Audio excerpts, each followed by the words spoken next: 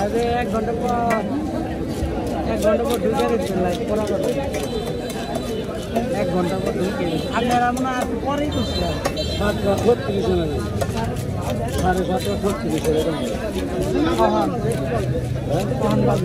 7:36 এরকম করছিলাম না তাহলে আচ্ছা আধা ঘন্টা করবেন কারণ তো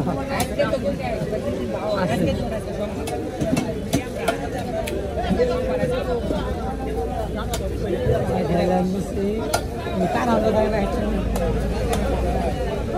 সবসময় চালু আছে বুঝা যাবে না মালিক বুঝতেই পারি আমার কাছ থেকে নিচ্ছি